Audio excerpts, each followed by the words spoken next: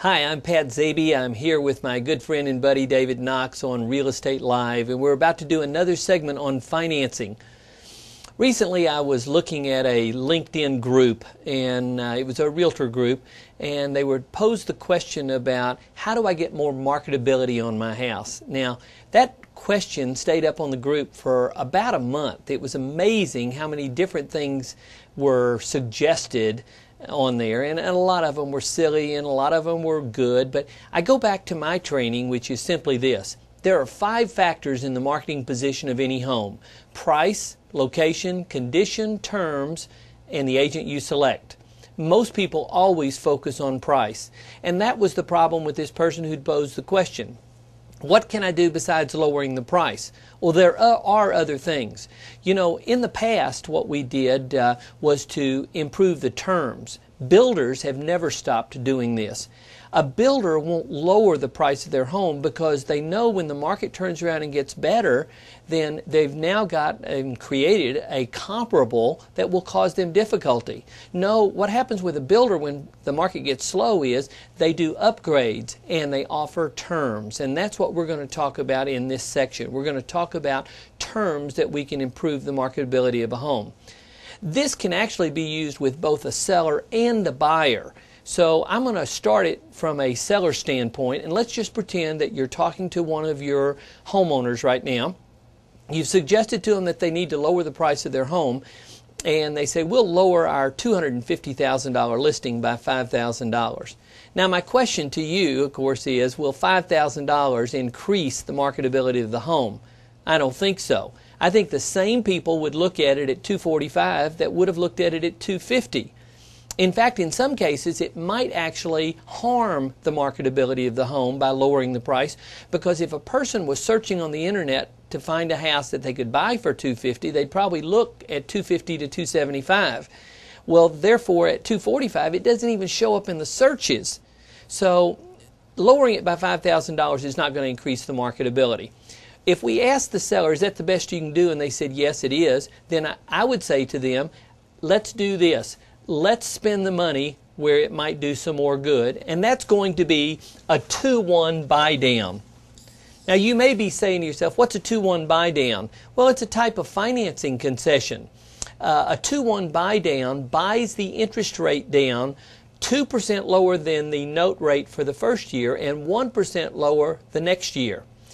You know, a lot of times when I suggest this to agents, one of the things they come up with is, well, you know, that's one of those non-conforming mortgages. You know, that got us into this whole problem, this financial mess in the first place. Well, no, it's not. Buy down are common conforming loans. They're available to you in FHA, VA, and conventional. And then the next thing that comes up is a person will say, well, you know, it's an adjustable rate mortgage, not a fixed rate mortgage. No, they're fixed rate mortgages. It's just that the first 2 years the payments are subsidized by prepaying the interest. Well, the last thing that agents typically say, well, I don't want a person getting into a house that they're not going to be able to afford later on down the road when the payments go up. They have to qualify at the note rate, not the payment rate. So none of those things are true. It's just a vehicle to get them into the house for a little bit less payment the first 2 years. So let's see what those payments would actually be. If we had a situation here where we had a 2-1 buy down on this mortgage and the note rate was 4.5%, then what we would see is the first year the payments would be $269 less than the note rate, and the second year for each and every month they would be $139 a month less. Now let's compare that over here. If instead of using the money for a buy down, we actually lowered the price of the home, this home would be priced at $245, and then the payments on that would be $1198. Well, that's not that much savings from the $250,000 where the payments are $1222. So the point I'm making here is this. I think that most buyers are using their down payment and their closing costs to get in the house. They don't have any extra funds to change the house up. Do you think most people want to change the house up when they move into it? I mean, do they want to put their own personal touches in it? Of course they do. Pretend for a second that you're showing 8 houses to a buyer today. All of the houses are in the same general area, the same price range, the same condition, but this one has terms on it. Now, I don't expect the buyer to understand what terms are, but look, they can get into this house for $269 a month cheaper each and every month for the entire first year, and $139 a month each month for the second year. At that point, the payment stays constant for the 3rd through 30th year. This is going to give them some breathing room to get into the house. Now, I had a student in class one time, once they heard this concept, go home and immediately had an opportunity to put it into action. So let me just suggest to you what Brian Copeland from Nashville, Tennessee said. He said, "Pat, I used this technique and became a hero, a star, and a pro all in one transaction." And all he had to do was this.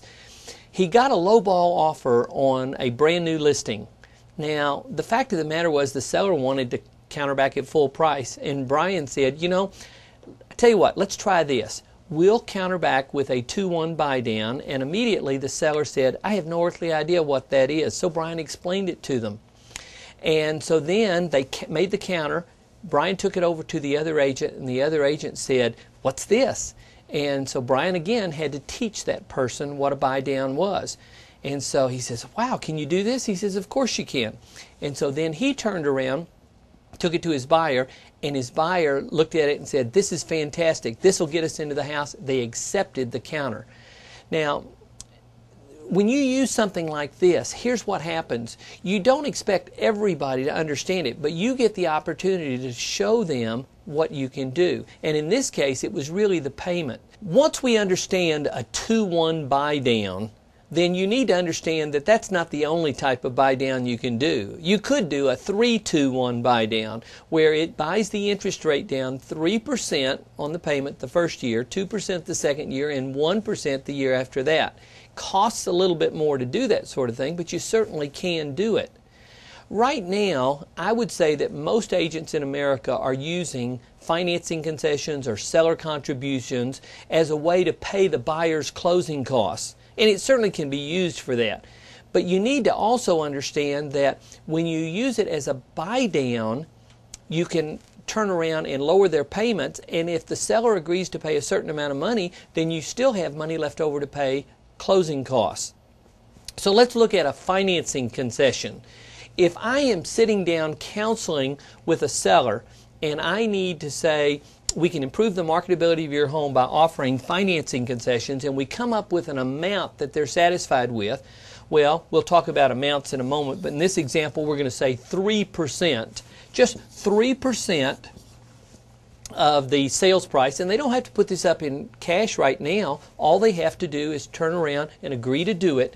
Then what we could offer the buyer is a 2-1 buy down where they have lower payments, and we would still have money left over to pay towards their closing costs.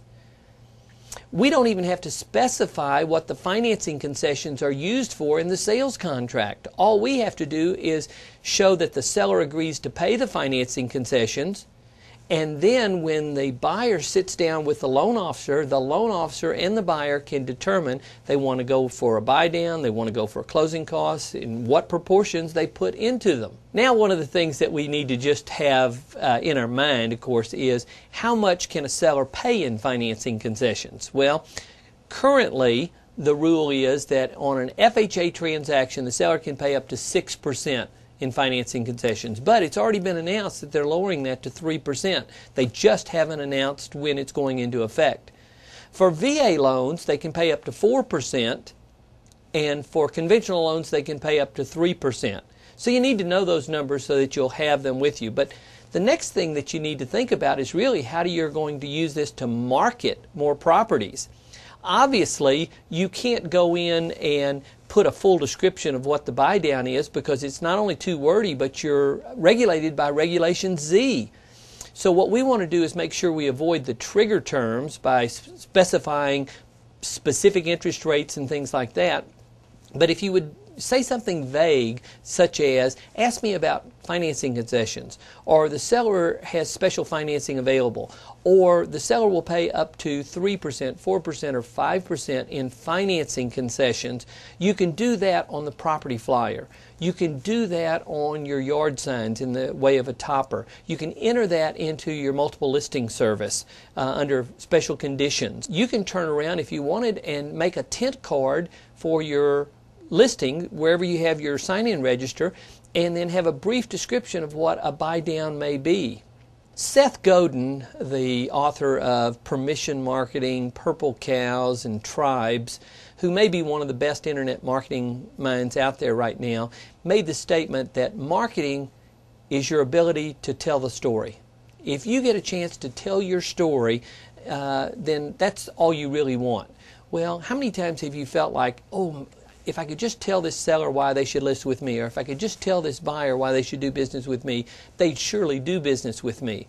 Well, that's sort of what we've got here with financing concessions. You're not going to be able to explain everything about financing concessions to a person in an ad, on your website, or any place else. But if you can say something provocative that will get them to say, ooh, I want to know more, and then you can sit down with them and explain to them how financing concessions will help them, then you'll be going a long way. Here's something that one of my students said to me one time. I made a class assignment that I asked them to go home and take one of their listings that needs more marketability, it's sitting on the market, it's not selling, and instead of lowering the price, suggest a buy down on financing concessions. Now, before she did this, she said, Pat, I have to admit, I needed to check it out with my 2 loan officers that I give most of my business to. So I called the first loan officer and I said, I was in a class today and I heard about these things called financing concessions and buy downs, and I just wanted to know if we could do them. And the loan officer said, are you kidding me? I've been telling you about this for months and you haven't heard a word I've said. I'm so glad you heard it from somebody else. And then she called another loan officer, and when she called him, he says, oh no, we can't do those financing concessions. We don't do buy downs. They don't do those anymore. Now, the reality of the situation is some loan officers use this technique, some of them don't. And my suggestion to you is that if your loan officer says you can't do those sort of things, you have 2 choices there. You can either educate them or you can find another loan officer. But in the industry, buy downs and financing concessions are a way to improve the marketability. 5 factors in the marketing position of any home: price, location, condition, terms, and the agent you select. When you understand terms, you will be an agent that is different from all the other agents out there, and that will help you to create your point of difference by using financing. I'm Pat Zaby, and I want to thank you again for joining us on Real Estate Live.